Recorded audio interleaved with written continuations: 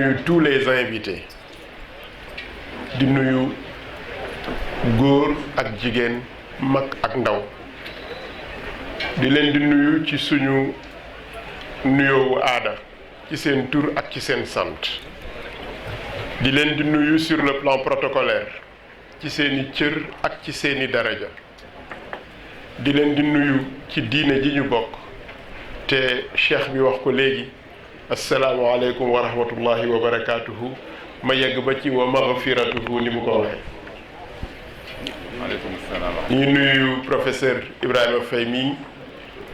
di sog a teer si léegi te nekkoon ci yitte Ndakaaru sama waxtaan nag xam naa ni provocation lay gën a doon provocation yi tamit liñ ci jublu mooy nun jàngalekat yi dañuy faral di teg ay hypothèse di ko topp ngir vérifier ndax nekk na walla nekkul yenn saa yi tamit ñu fekk benn thèse bu ñu tëral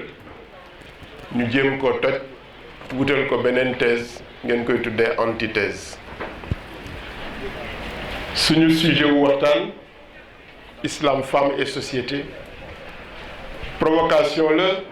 ak teg ay mën naa ko sax wax toj ak toj ay taax yu ñu yaakaar ni dañ ko fondement bu dëgërul te arab yi dañuy wax ma buniya ala al batili batil lii sociologue yi di tuddee déconstruction ci xëy na yoon woowu lay gën a jaar que nettali ak moraliser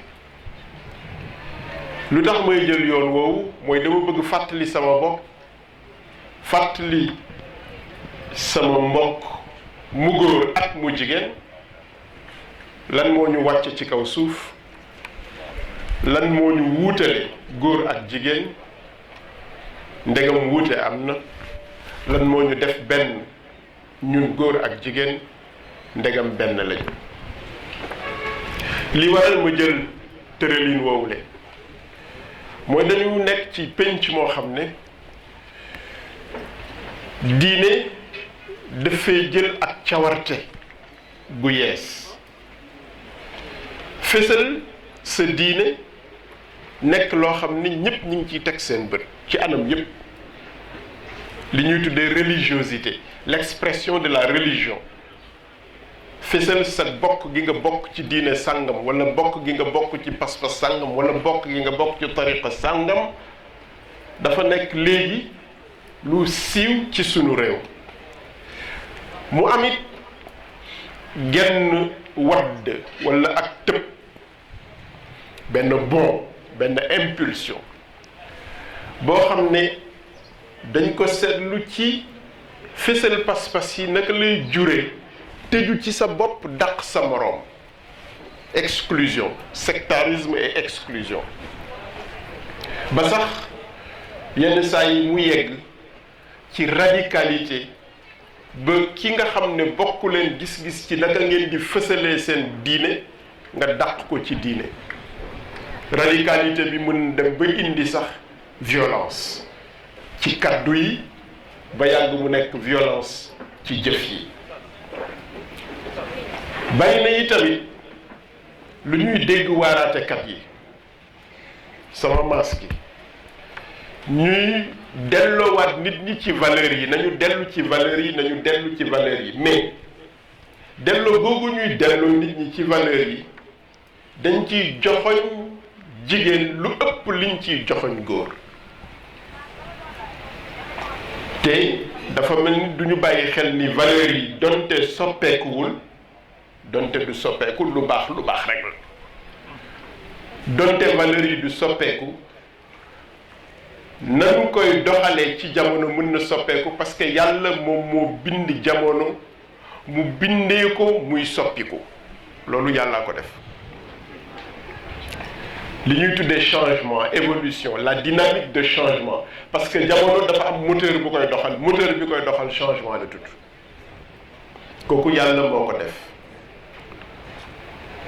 modalité yi nag loolu la Serigne Cheikh daan wax ci waxinam wa niru sa jamono moo gën niru sa baay boo ko déggee dégg ko boo ko déggul déggoo ko parce que dynamique de changement boobu leen moom mooy tax boo ko defee na ko sa baay daan defee te déggoo ni ko jamono laaje da ngay xewwi te boo xewwee te yëgoo ni xewwi nga lëjal nit ñi da ngay soof moo tax dynamique boobu lay baax ñu xàmmee ko am ay woote waxal professeur Ibrahima ni ko moom mooy tëj waxtaan wi professeur Ibrahima Faye ne ko moom mooy tëj waxtaan wi neel professeur Ibrahima Faye moom mooy tëj waxtaan wi faaw mu déglu ko ñu nekk ci jamono joo xam ne dañuy woote li ñuy tuddee la réislamisation de la société maanaam dañuy jàppee ni penc mi diine ngi fi waaye diine doxu fi ñu bëgg nañu fexe ba diine dox fi waaw loolu lépp da nga koy gis ci émission yi ni ñu baree léegi ñu proliféré émission yu bari ñu sës ko ci jigéen rôle de la femme au foyer te foyer góor ak jigéen mel ni foyer bi bu yàqoo rek jigéen a yàqu rôle de la femme dans la société fàtte ni société bi góor ak jigéen la mel ni société bi bu yàqoo rek jigéen a yàqoo rôle de la femme pendant le ramadan rôle de la femme rôle de la femme rôle de la femme waaw rôle de l'homme nag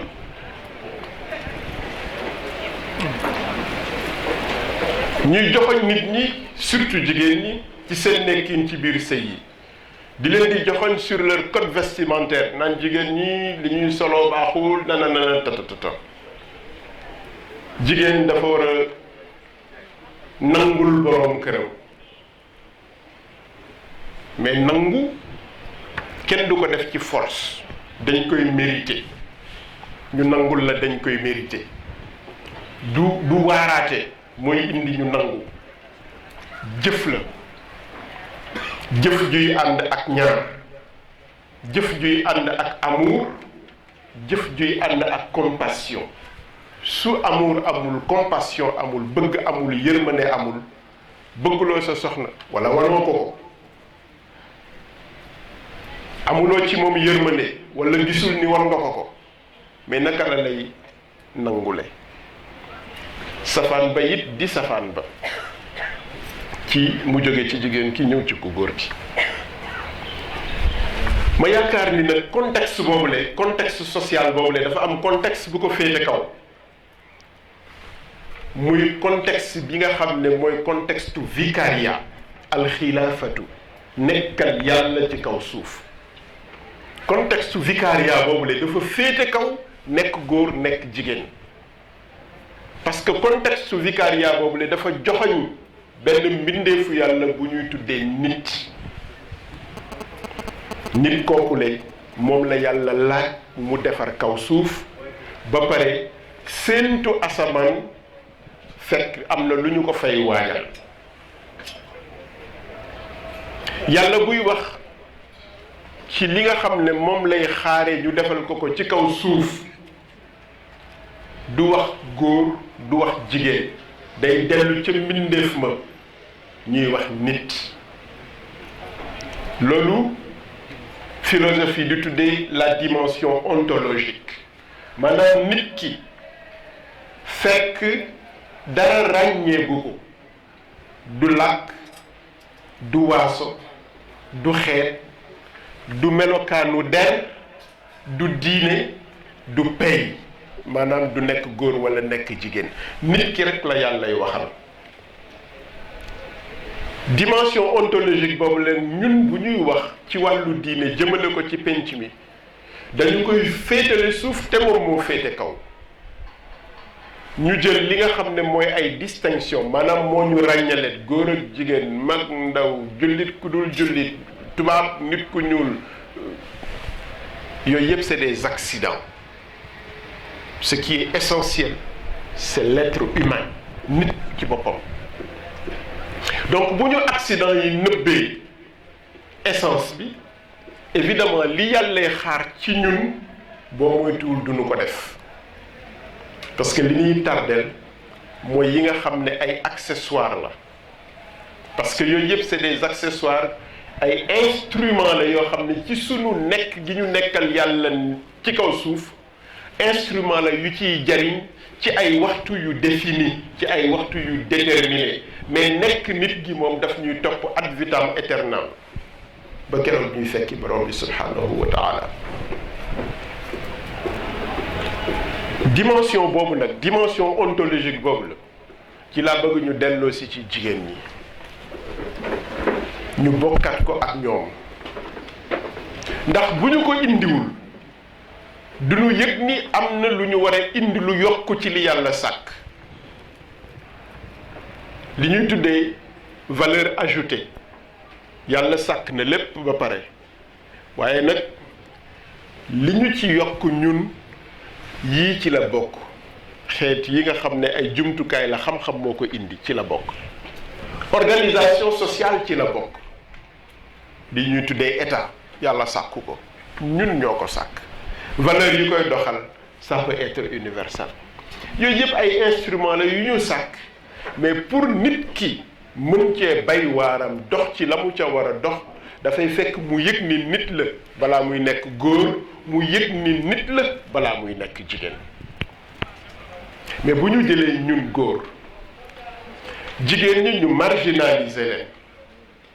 ñu tëj leen ci genn wanagu toppatool sa góor mu jox la sa aljanna sama mbokk saraxule yi dañuy jënd caabi dañuy dem marché jënd benn caabi oustaz Seyda Jabaxate jënd caabi ju bees tàq teg ko suñu bëggee ñu jëndal leen dibi ngoon ñu ne soxna si man daal soo ma joxul reeru tey Jibril Cissé daf koy def damay jël caabi ji sànni ko dex ga sa caabi àjjana mi ngi nii man maa ngi koy dem sànni ji soxna si ni ko baal ma daw dem commandeel ko dibi loolu façon la bu ñuy instrumentaliser jigéen ñi marginaliser leen foog ci seen gëm gi ñu gëm ni ñoom ay nit ñu inférieur la ñu maanaam maasewuñu ak ñun ba pare di leen di nax jigéen ji bu ñu ko dellu siwaatee dans sa dimension ontologique mu nekk nit ni ko yàlla sàkke woon danañu xam ni li nga xam ne moom mooy tax nit nekk nit muy an nafs bi yàlla sàkk amul bu góor amul bu jigéen l'âme c'est l'âme moom la yàllay waxal même bu nit demee ba wuy yi boroomam malaayika yi bu ñuy ñëw allazina tatawaffahumul malaikatu tayyibin dañuy wax yaa ayyatuha nafsul mutmainna. On ne s'adresse même pas à l'être physique ou physiologique, on s'adresse à l'âme. yaa ayyatuha nafsul mutmainna. am boobule nga xam ne moom la ñuy wax ni ko bienvenue am boobule xàmmeewuñu amu góor la xàmmeewuñu amu jigéen la parce que l'âme est asexuée amul lu koy ràññee ci wàllu sexe. am boobu nag nga xam ne ku nekk ci ñun moom la yàlla insufflé ci yow fa iza sawaytuhu dinañ ci dellu siwaat wa nafaxtu fihi min ruuhi dinañ ci dellu siwaat am boobule moom moo nekk réceptacle toutes les compétences et les possibilités yi yàlla wax ni dana la ko dénk ngir nga xam ngir nga mën ngir nga ràññee waxul ni amu góor rekk mën a xam am ci boppam moom moo am capacité wu xam suñu ko jàngalee mu xam suñu ko tàggatee maanaam entraîné mu mën suñu ko yeexee mu maanaam suñu ko éveillé suñu ko yeexee mu ràññee am boobu nag nga xam ne elle est virtuellement sachante, elle est virtuellement connaissante, elle est virtuellement vertueuse, mais aussi elle est virtuellement immorale. Yàlla moom moo ko bindee noonu pour que nit ki ci boppam fexe ba lii éclore mu nekk talent yu positif yi par l'éducation ci ngeen nekk fexe ba li nga xamante ni dafay émoussé wu nekk talent yi nga xamante ni mooy talent yu bon yi.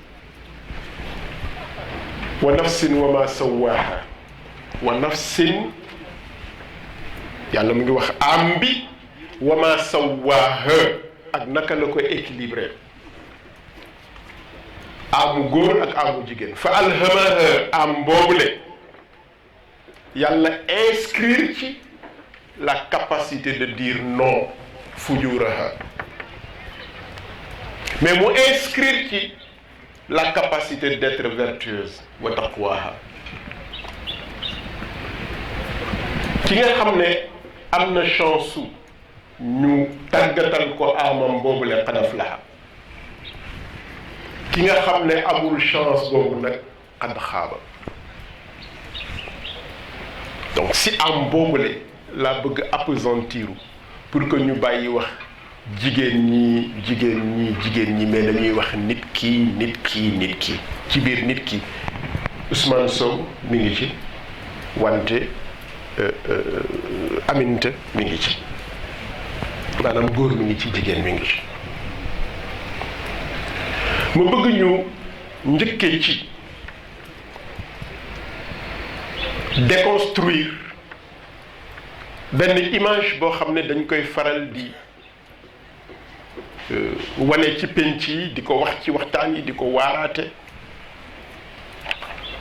wala ñeenti point la sax ñeenti yu ñu war a déconstruire. waaleykum salaam wa rahmatullah. barakallah. Imam Abdallah. asalaamaaleykum. ñu ziar bu baax.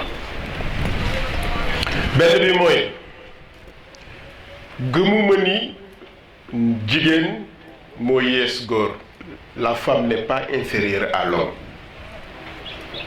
Du tout. La femme n'est pas inférieure à l'homme. Elle est différente. Différence ne signifie pas inégalité. Ñun dañuy jël différence bi def benn relation d'équivalence, différence égale infériorité. Déedéet. Différence ne signifie pas inégalité. wuute rek la te mën nañu xool lan la ñu wuute.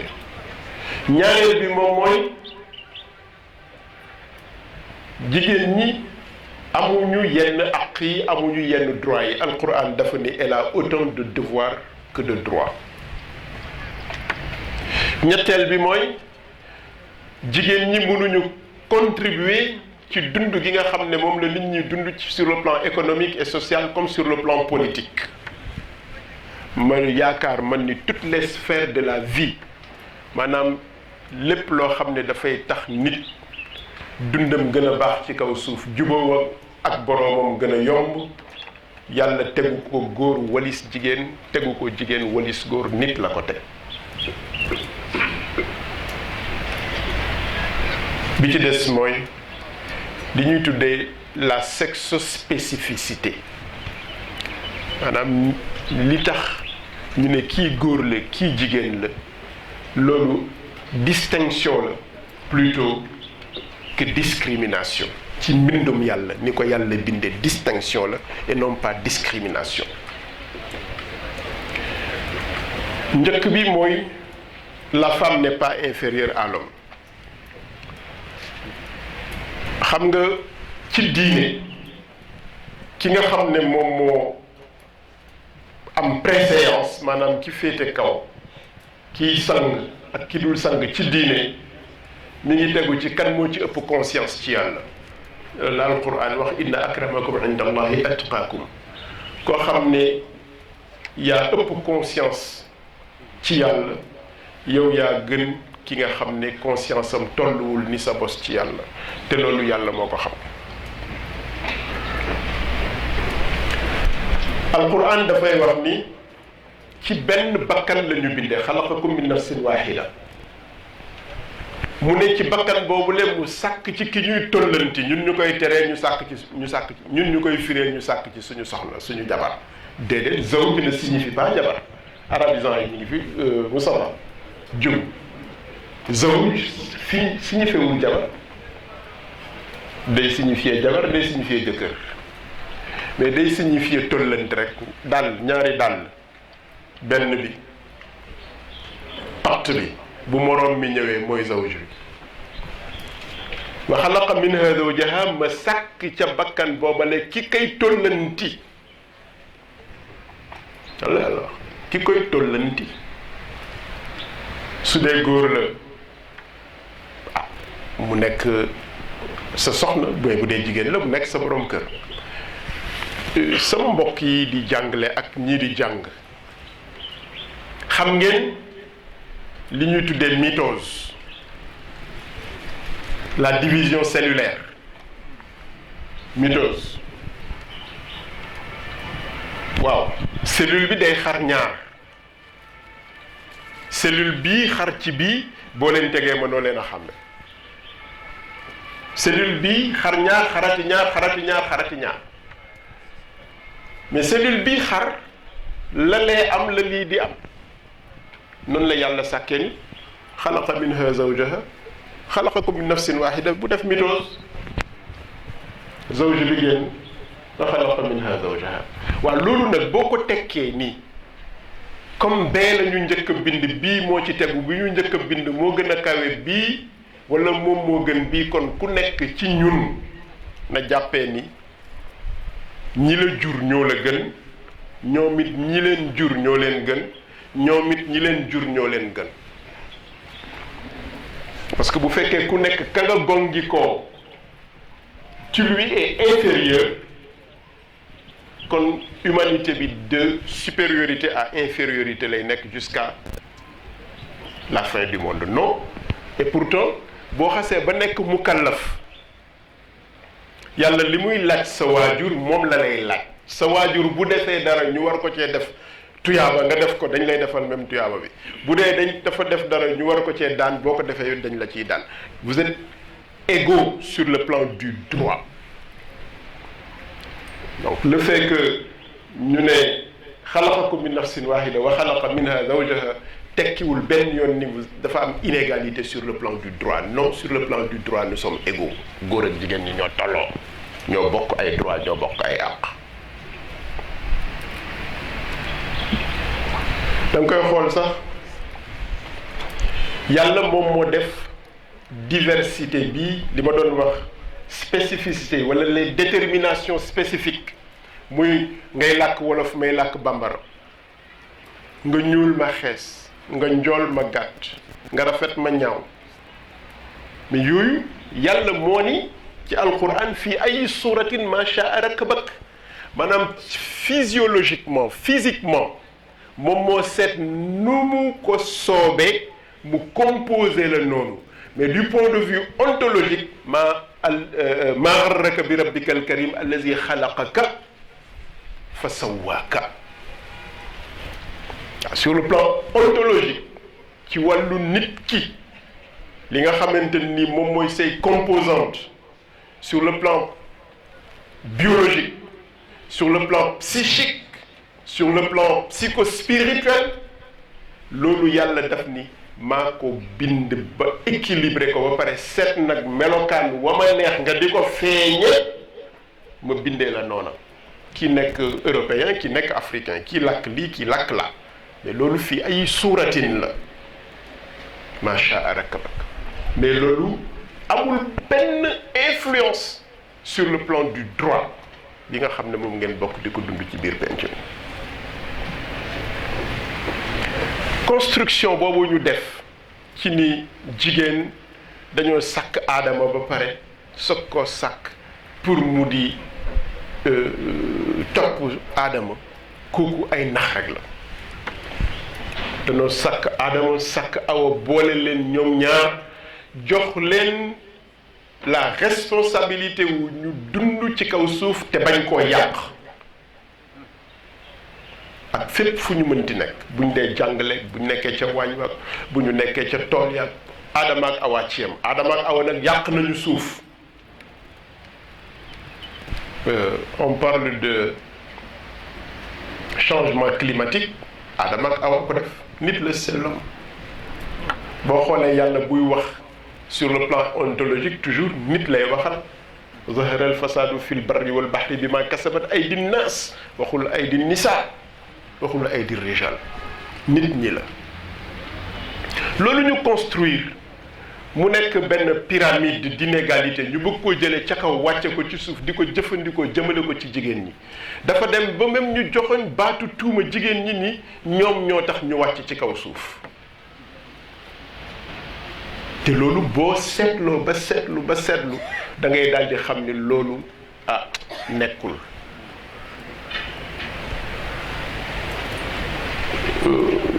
lii tax sax bu njëkk lii tax ma ni nekkul moom moo di quant au fond yàlla bi muy wax ak malaayika yi daf leen wax ni inni jaa'ilun fil ardi xalifatan xam nga bindagul aadama c'était un simple projet nit juddoogul bindagu ko sàkkagu ko nit projet la woon ci waxin ci xelu yàlla parce que yàlla amul xel ci waxin mais projet la yàlla mu ne kii may sàkki dama koy def mu wuutuma ci kaw suuf donc le désir que nit nekkal yàlla ci kaw suuf précédé na l'existence de l'homme kon naka la jigéen nekkee la cause de notre venue sur terre.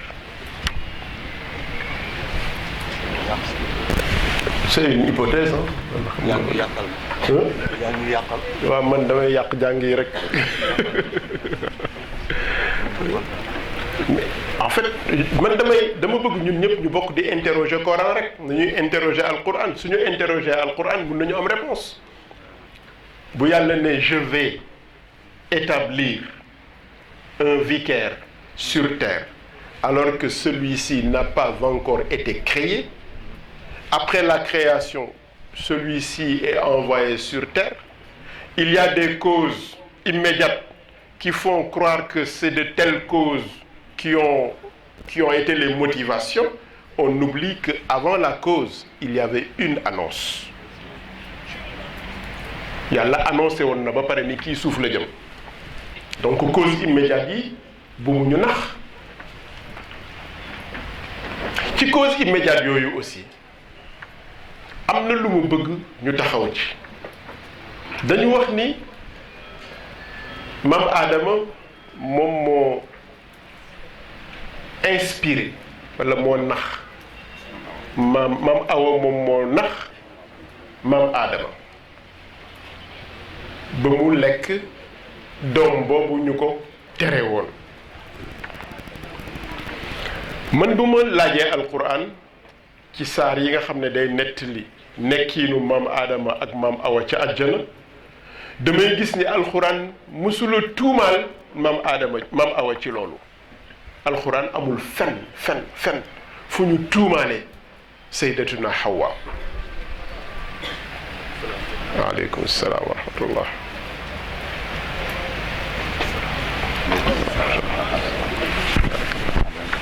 ya Cheikh gisuma ko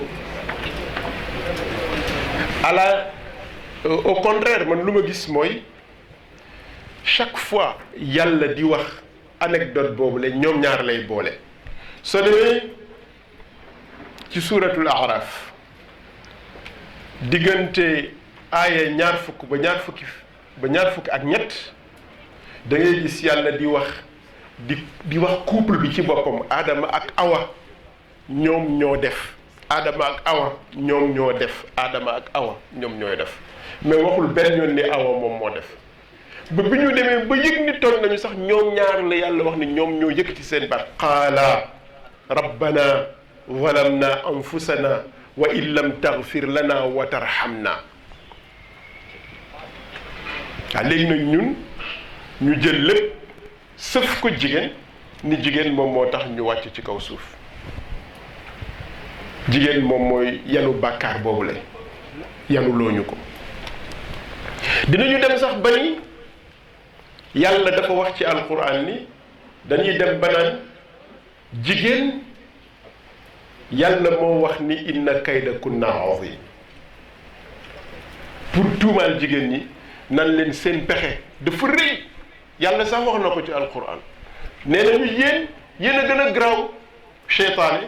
parce que inna kayda cheytaani kaana daifa ba pare alquran wax ni inna kayda kunna azim. boo interroger alquran da ngay gis ni foofu du yàlla mooy wax ni jigéen dafa rëy pexe du yàllay wax yàlla day nettali ni góor ga jigéen ja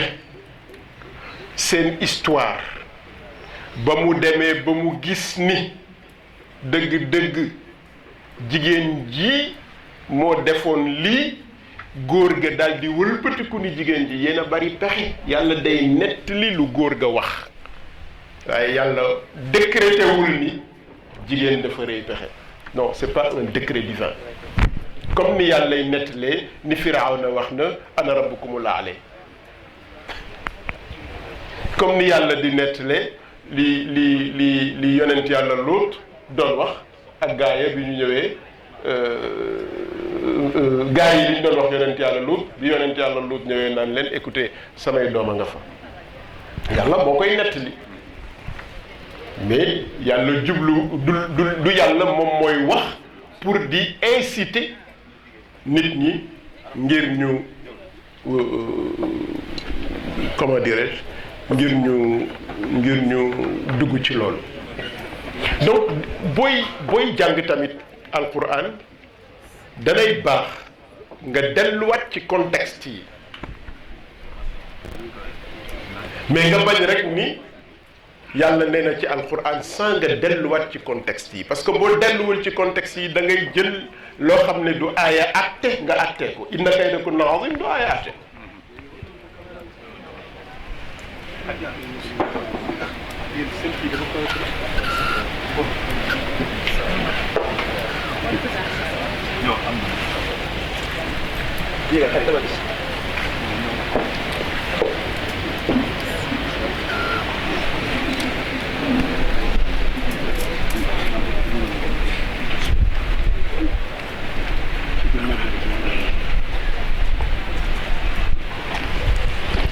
donc bu ñuy jàngati alquran nañu koy interroger di ko contextualiser aaya bu nekk ban contexte la pour ñu xool ndegam aaya bi aaya atte la wala aaya nettali la wala aaya xuppe la wala aaya digle la maanaam aaya dig la promesse. ñu dem ci ni ar-rijaalu qawwaamuuna ala nisa jeex na alquran nee na góor ñi daal ñoom ñooy kilifay jigéen ñi bu ñu génnee contexte bi rek def lu bon parce que boo nekkee ci contexte entreprise bokkul ak boo nekkee ci contexte conjugal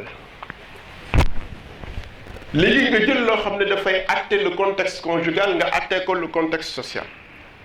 jël jigéen ñi ni góor moom mooy seen kilifa na tax nga romb benn jigéen muy def lu la neexul nga ni man maay kilifaam nga pes ko nga xool le contexte conjugal dafa am ay règles am te règles yi aussi doo ko liir jëmale ci sa bopp danga koy liir jëmale ko ci équilibre ba pare nga xool kan mooy sa métronome jigéen bu la liyee da nga koy dóor jigéen bu la liyee da nga koy dóor jigéen bu la liyee da nga koy dóor d'accord ba pare nga ni yonent bu tedd bi sallallahu alayhi wa sallam ngay roy mais boo dee roy yonent bu tedd bi sallallahu alayhi wa sallam roy ko ci comportement yam aussi dans le foyer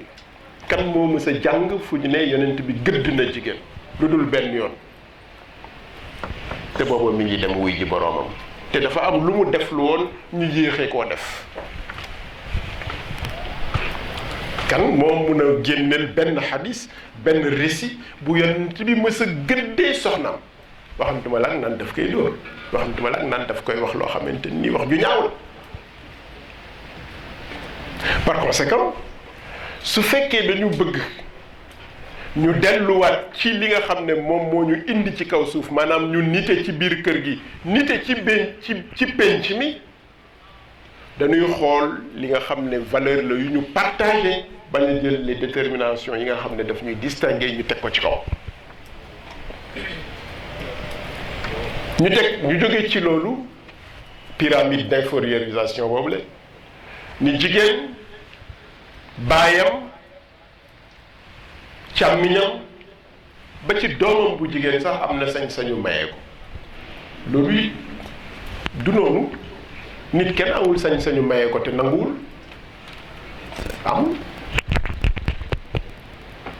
amul sañ-sañu jël nit may ko sëy te nanguwul waxuma ni nit ñi duñ ko def de dinañ ko def waaye bu ñu ko layale diine parce que diine mi ngi sosu ci li ñuy tuddee autonomie de volonté gis nga su autonomie de volonté amul kenn du nangu jëf ji ngay def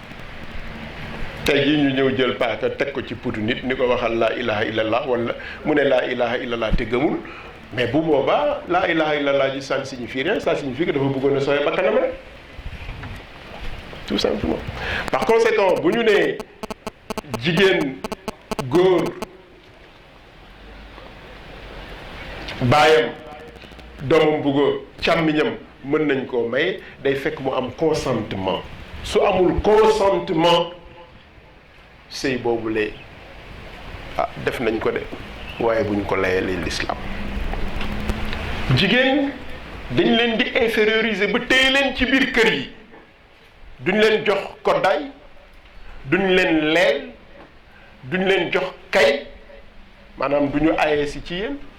ba pare duñ leen bàyyi ngeen dem dund seen dund feneen nga ñaan baat ñu ne duñ la ko may maanaam emprisonnement la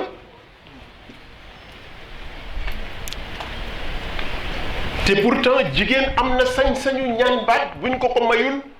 mu yëkkati l'affaire bi sur le plan contentieux yóbbu ko devant le juge ñu dindi sëy bi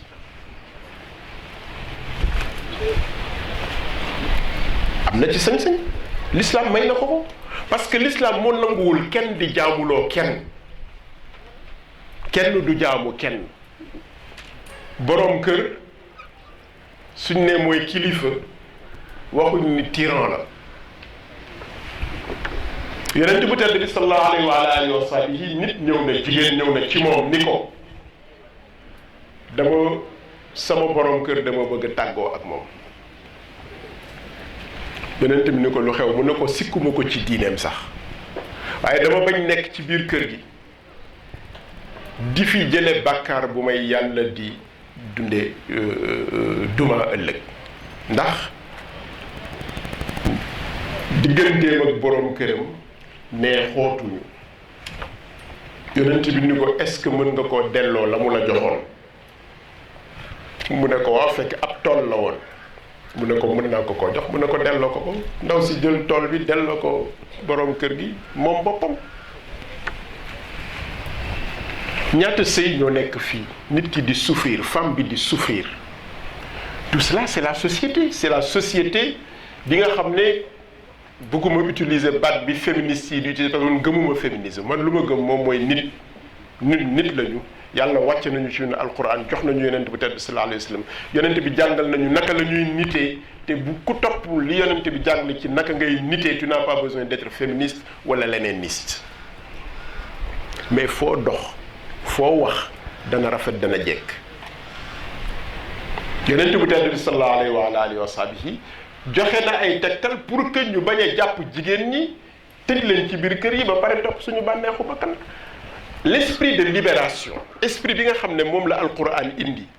pour delloo jigéen mu nekkaat nit ci biir société bi ak tous ses droits esprit boobu moom moo tax yàlla delloo ko dignitéem muy ester en justice mu mën a jënd mën a jaay mu mën a nekk un responsable dans la société mu mën a bokk ak góor ñi responsabilité dans la société je parle de la société je ne parle pas de la sphère religieuse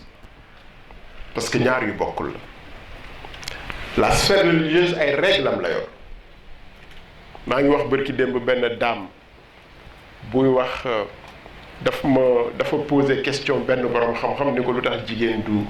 du jiite góor man ni ko lu tax nga bëgg jigéen jiite góor. nañu moytu ay question yu marginal yoo xam ne mu nga jógee Occident du suñu ay question ñun fii am nañ question yu essentielle jigéen ñi ñuy maye te nanguwuñu mariage précoce yi ñuy def ci xale yi sexualité précoce bu am ci lycée yi ak ci école yi mariage forcé yi ñuy defal gone yi yonent bu tedd bi sallallahu alayhi wa sallam bu ñu waxee ñu ne yonent bi boo leen ne mariage précoce ñu ne la yonent bi sallallahu alayhi wa sallam bi muy tax sayyidatuna Aïcha boobu xaleel la man leen sayyidatuna Aïcha xaleel la yonent bi jël ko def ko la meilleure savante du monde ñun ñuy jël jigéen boo xam ne dafa doon jàng ñu génne ko école def ko la pire ignorante du monde. C'est pas ça non. Ce sont ces questions-là mooy suñuy questions mais ay questions wu jigéen jiite góor ak yooyu c'est des questions qui ne sont pas les nôtres et puis lu ñuy jariñ jigéen jiite ñu lu ñuy yokk jigéen bi góor bi ba àdduna ba léegi jigéen ñi góor ñi di leen jiite ñuy am seen ascension spirituelle léegi la fi soxna su tedd si ak présidente club bi wax léegi ay jigéen yu tedd yu fi nekkoon góor ñi jàngal leen góor ñi di leen jiite ñu mujj nekk ay royukaay lan la leen wàññi yaa ay góor ay jigéen. Je voudrais inviter ci suñuy delluwaat di xoolaat alquran ñu xoolaat ko ci li ñuy jëriñ te man li ma gis mooy la société dafa injuste à l'endroit des femmes. Cette injustice de la société à l'endroit des femmes maanaam penc yi ni nga xam ne noonu la ñuy tooñee jigéen ñi di ko lal ci alquran dama bëggoon ñu delluwaat ci alquran lalli ko parce que alquran lalu ko. maa ngi wax ci kanamu ay professeur ak ay islamologue góor ak jigéen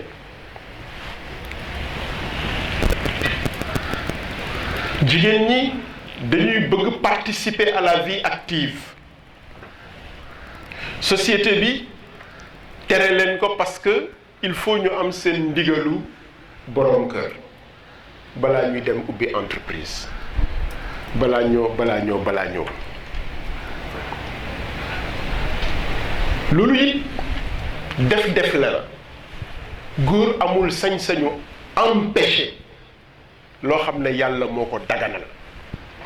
te yàlla moo daganal nit mu bokk ci ñiy dundal pénc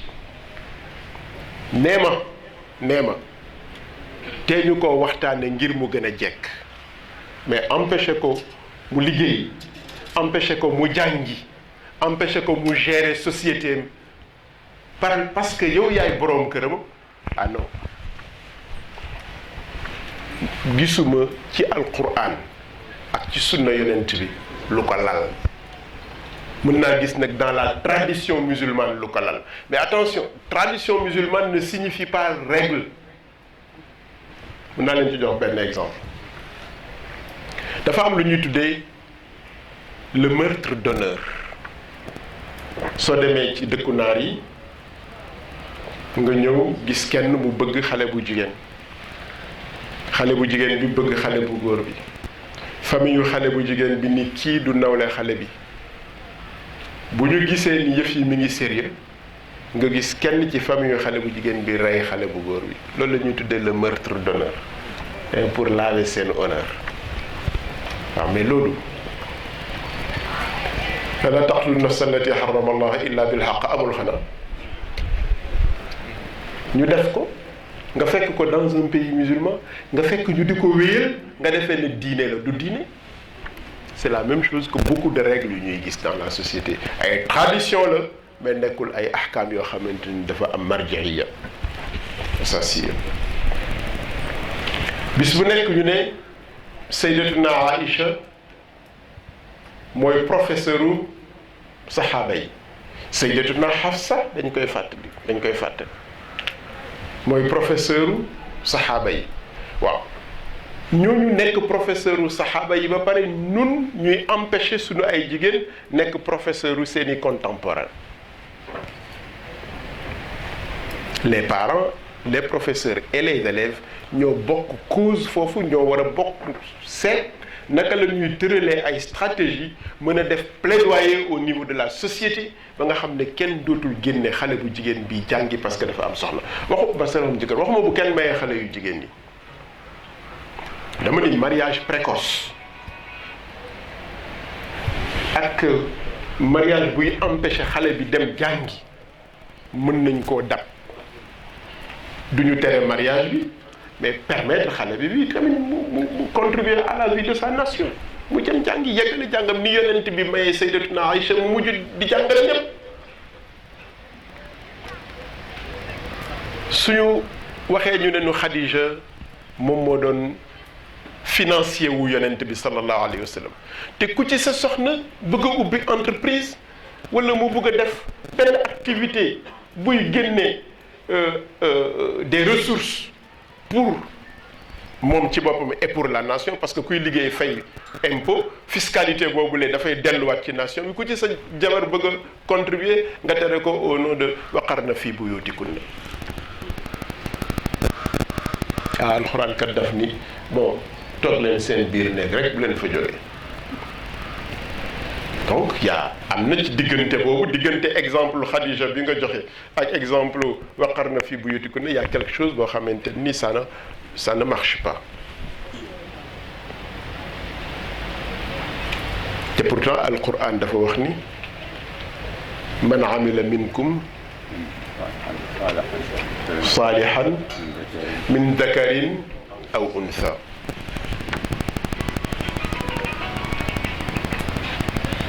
la udiu amala amilin, am na ko alquran waxee. yàlla mu ne du sànq